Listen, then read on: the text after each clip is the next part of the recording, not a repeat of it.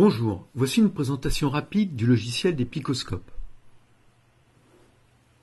Le logiciel est le même sauf pour les séries 9000 à sampling. Il est gratuit et on le télécharge sur le site de Pico Technologies en version Windows, macOS ou Linux. Nous l'avons téléchargé et nous le lançons. Même si vous ne disposez pas de picoscope, un mode de démonstration simule un appareil avec des signaux fictifs. Voici la zone d'affichage des signaux, la base de temps, le zoom horizontal,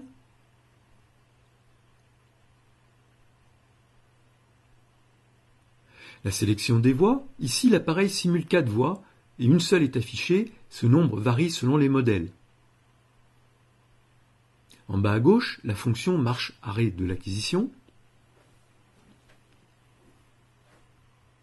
Ensuite, les modes de déclenchement. Et enfin, les mesures automatiques. Maintenant, on va afficher le menu générateur de signaux destiné à chaque voix. On notera que les fréquences sont légèrement différentes les unes des autres. Nous activons les voix non affichées. La voix A est en gain automatique. Ici, la voix B sera réglée pour 1 volt d'amplitude. La voix C est réglée sur 2 volts.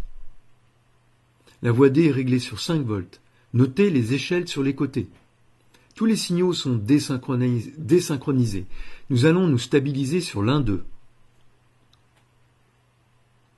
Le point de trigger est visualisé par un losange jaune. Le mode automatique ajuste le seuil sur la moitié de l'amplitude de la voix A. En mode répété, on peut choisir la valeur du seuil.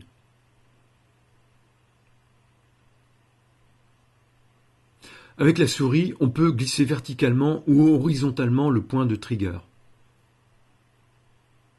Le mode seul permet de ne prendre qu'un événement. La capture est arrêtée, il faut donc réarmer manuellement pour chaque nouvel événement. Ajoutons les mesures automatiques, choix de la voix, choix de la mesure. La mesure s'affiche en bas de l'écran. On recommence avec la voix B, mesure de fréquence toujours. On l'ajoute. Voix C maintenant, encore une mesure de fréquence.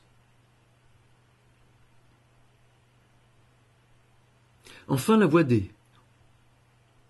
Et on vérifie que les mesures correspondent aux valeurs du générateur.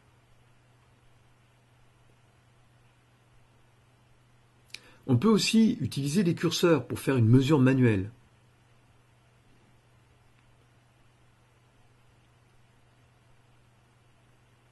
On les place sur une période du signal et on lit la valeur en bas à droite. Maintenant, nous allons nous servir du zoom. On va arrêter la capture. On va chercher l'icône avec la loupe. On glisse sur la zone à zoomer et on relâche. Une fenêtre d'aperçu permet de situer le zoom par rapport à la totalité du signal. On quitte le zoom en cliquant sur l'autre icône de zoom. Voyons maintenant comment sauvegarder son travail. On peut sauver les courbes, les réglages du scope,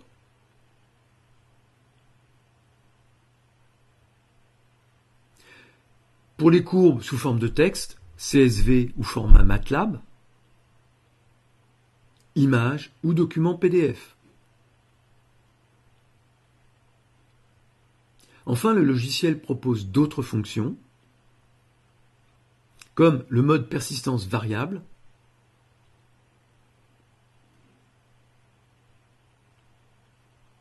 ou l'analyse de spectres par FFT. Ceci termine la présentation. Vous pouvez acheter des picoscopes sur notre site en ligne Morneo.